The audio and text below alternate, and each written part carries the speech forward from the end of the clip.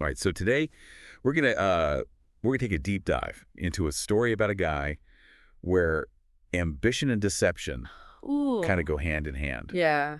We're talking about Trevor Milton, Yeah. the founder of the electric truck company Nikola. Right. Now, this guy, Famous. well, he seemed to embody brilliance, Yeah.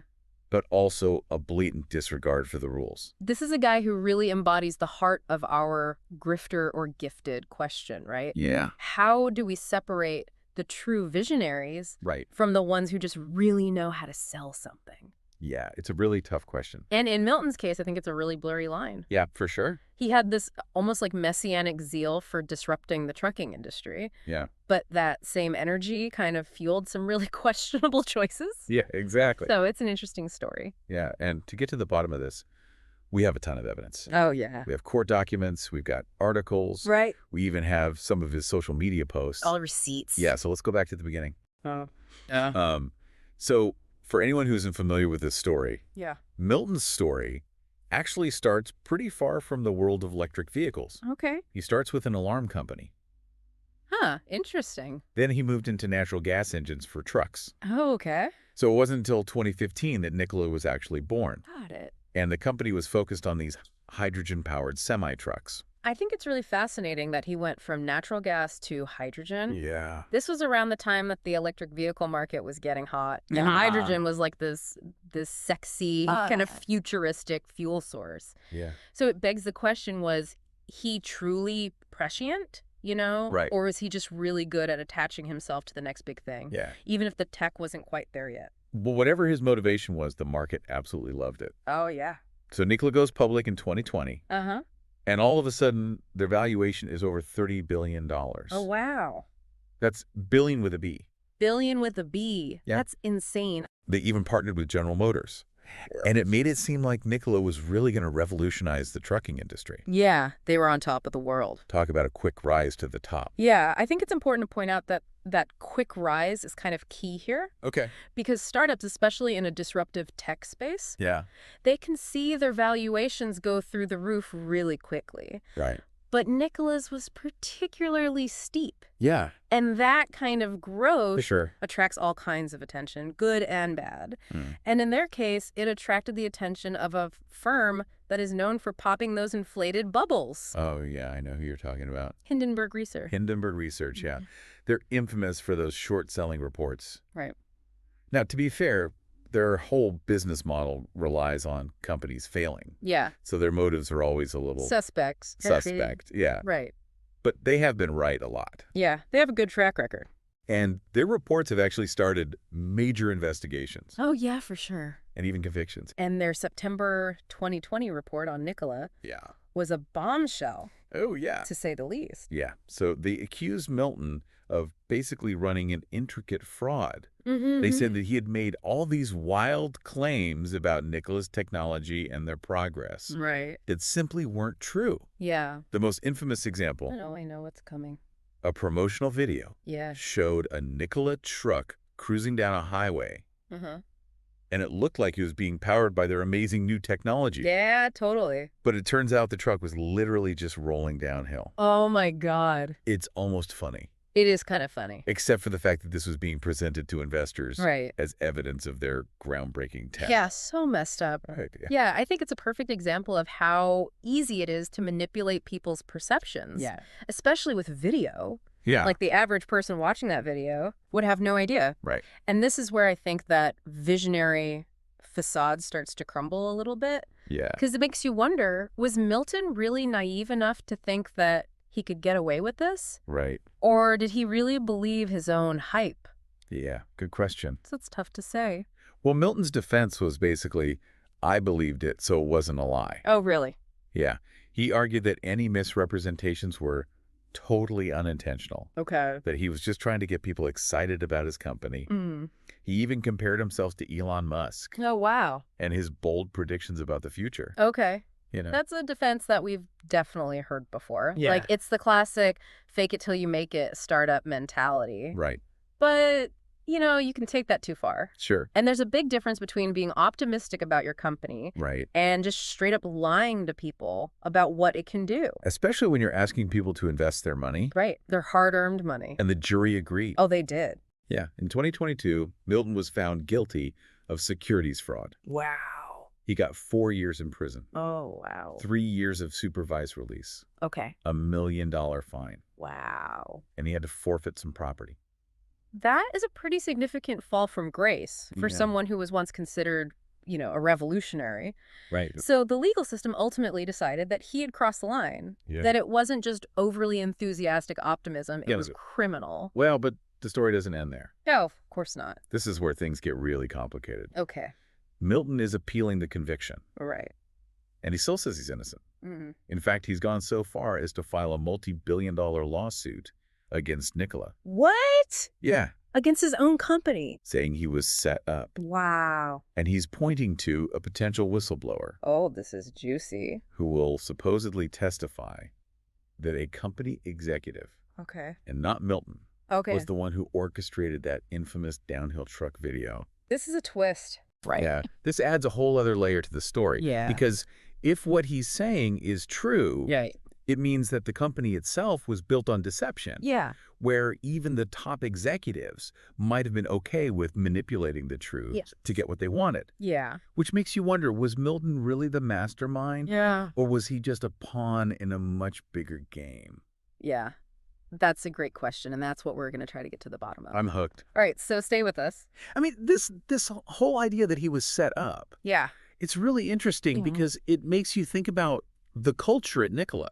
Right. Did Milton create an environment where lying was just okay? Yeah. Or was he actually a victim of the people around him? Yeah. It's a good question. It is. So let's go back for a second Okay. and talk about some of the things that Hindenburg actually accused Milton of. Yeah. Let's get into the nitty-gritty. So one of the biggest accusations was that he lied about how far along Nikola was. In terms of their technology. Yeah. Especially the hydrogen fuel cell technology. Right. They were claiming that they were way ahead of the game on that. Right. But Hindenburg said that they just didn't have the expertise to develop it as fast as Milton was saying. Right. And they pointed to some inconsistencies in his statements. Yeah, like what? About partnerships, overly ambitious timelines for production. Classic signs of someone trying to make it seem like they're further along than they actually are. To get investors excited. Yeah, and to get their money. Right. And they didn't stop there. Oh, no. Remember that partnership with General Motors? Oh, yeah. Well, Hindenburg said that Milton used that deal to make Nikola seem more legitimate than it actually was. Which makes sense. Right. Because it ultimately fell apart. Yeah, the deal didn't even go through. Right. But at first, That's true. it was a huge win for Nikola. Oh, yeah. I mean, it gave them instant credibility and access to all of GM's resources and expertise. Sure. But Hindenburg said that Milton basically exaggerated what GM was actually willing to do. Yeah. So it was all smoke and mirrors. Right. It's like that old saying. What is it? If you want to look taller, stand next to a short person. Uh-huh. I like that. Right. Yeah. But in this case, it backfired in a big way. Big time. And it gets worse. They also said that Milton was selling off a ton of his own stock while he was telling everyone else to buy it. So he was making money while other people were losing money? Yeah, essentially. Wow. Hindenburg said that he was using his charisma and social media to target everyday investors who might not know enough to question what he was saying. Right. And that's where I think it gets really ethically questionable. Yeah. Even if Milton truly believed in his vision, he was still taking advantage of people. But remember, his lawyers said that he was just expressing his belief in the company. Right, the classic, I was just being optimistic, defense. Right, that he was a passionate entrepreneur. Yeah. Caught up in the hype. But where's the line? Yeah. I know. Where does that self-belief become deception? Yeah, it's a tough question. Yeah. Well, the jury decided that he had crossed the line. Right. Because during the trial, the prosecutor showed a ton of evidence that showed that he was lying about Nikola's technology, their partnerships, their finances. Yeah. They basically said that he was intentionally misleading investors. And I'm guessing that downhill truck video Oh, yeah. was a big part of their case. He was Exhibit A. I love it. Right. Yeah. The prosecutors basically took it apart and showed everyone that it was totally staged. Right. It was a fake. It was all for show. And it became a symbol of the whole Nikola story. Yeah. You know, the deception. Yeah, totally. Milton's lawyers tried to say that it was just a concept video. Oh, really? Yeah, not meant to be taken, literally. But The damage was done. Right, you can't unsee that video. Right. Yeah. It was everywhere. Exactly. And it just really made it hard to believe that Milton was being honest. Right. Like, if it was all just a misunderstanding, right, why would you need to fake the video? Right. You know? Exactly. And it got even worse for Milton. Oh, no. What happened? Because the CEO who replaced him actually testified that Milton had a tendency to exaggerate things. Oh, wow. When he was talking to investors. So basically the CEO of his own company is saying that he's a liar. Pretty much, yeah. That's gotta hurt. It was a big blow to his defense. Right, because now it's not just Hindenburg saying it. It's the guy who's running the company. Right. So it really makes you think about the culture at Nikola. Yeah. Was it all about hype? And did they just not care about the truth? Well, and the question is, who paid the price for all this? That's a good question. Right. Yeah. I mean, it was the investors, Of course. the people who believed him. Right, the people who believed in his vision. Some of them lost everything. Yeah, it's a reminder that these stories aren't just about rich people playing games. Right. There are real victims. Yeah. People's lives are affected by this. It's a reminder that we have to be really careful. Yeah. About who we trust. And do our research. Especially when it comes to investing. For sure. Sure. Especially with companies that are making big promises. Right. You got to look beyond the hype. Yeah. And see if there's actually substance there. So even though Milton was convicted, his story isn't over yet. Oh, of course not. He's still saying he's innocent. Right. He's suing Nikola. Yeah. And there's that potential whistleblower. Yeah. What's going on with that? So we have to ask ourselves. What? How deep did this deception go at Nikola? Yeah. Was Milton really the one calling the shots? Right. Or was he manipulated by other people? Okay, so before we move on to what happened to Nikola after Milton left, what are the big takeaways here? Yeah, so I think the big lesson here is that charisma and a big vision, they can be really powerful. Yeah, for sure. But they can also be used to hide problems. Right, or even to deceive people. Yeah. So it's really important to look beyond the surface. Absolutely. And look at the facts. And be skeptical. Be skeptical, yeah. Of anyone who seems too good to be true. Yeah, exactly. Well, they probably are. So in the world of startups and innovation, yeah, integrity and transparency, those are super important. Totally. Investors need to do their homework. Right. And not just follow the hype. Yeah, do your own research. And for entrepreneurs, it's a cautionary tale. Yeah. About what happens when ambition goes unchecked. Right. You know, cutting corners. Yeah. Exaggerating. Putting short-term gains ahead of long-term sustainability. Right. You can't just focus on the now. It can all backfire. In a big way. Yeah. So, with that in mind, let's talk about what happened to Nikola after Milton left. Okay. So, did the company survive the scandal? Yeah. Or did it fall apart? Good question. So Milton's out. Yeah. Leaving behind this company that's completely shrouded in controversy. Right. And everyone's doubting their future. Yeah. Did they go the way of Theranos? Right. Like another big flame out? Or did they actually manage to pull themselves out of this mess? Well, they did survive. Wow. Which is kind of amazing when you think about it. Yeah. But they definitely have some scars. Okay. So they had to pay $125 million to settle with the SEC. Wow. And they had to scale back their ambitions. Yeah. And they were even taken off the Russell 3000 index. Oh, wow. I didn't realize that. Yeah, which basically means... Oh, what does that mean?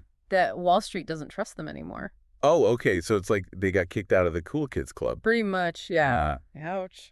Yeah, for those who don't know, the Russell 3000, it tracks the biggest publicly traded companies in the U.S. So if you get dropped from that, it means that investors don't think you're a good bet. Okay, so they survived. But are they actually making trucks now? They are. Really? Yeah, they actually started delivering their electric trucks in late 2021. Wow. The Tree BEV. Okay. It's a semi-truck. Got it. But it's interesting. What's that? Because it runs on batteries. Okay. Not hydrogen fuel cells. Right, which is what they were all about before. Yeah, exactly. So it makes you wonder, did Milton overhype the hydrogen stuff because he knew it was going to take longer to actually make it work?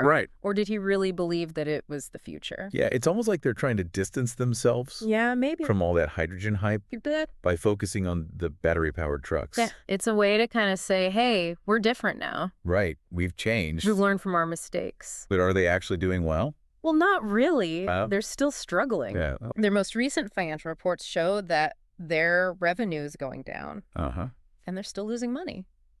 So even though they're making trucks now, Yeah. they're still dealing with the fallout Yeah.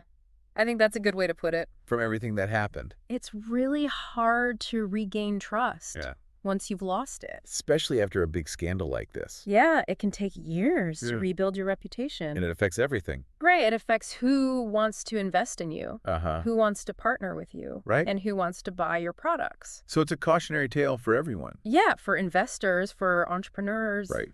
for anyone who's thinking about starting a business. Do your homework. Yeah, be skeptical. Don't just believe the hype. Especially when a company's valuation seems too good to be true. Right. It probably is. Yeah, look beyond the hype. Yeah. Look at their technology. Look at their leadership. Exactly. Because charisma and a good story, they could be really deceptive. They can. And as we've seen with Trevor Milton, Right. the line between innovation and deception, it can be really blurry. It can. And if you cross that line, the consequences can be huge. Yeah. So as we wrap up our deep dive into the world of Trevor Milton and Nikola, the question remains, was he a visionary who made some mistakes?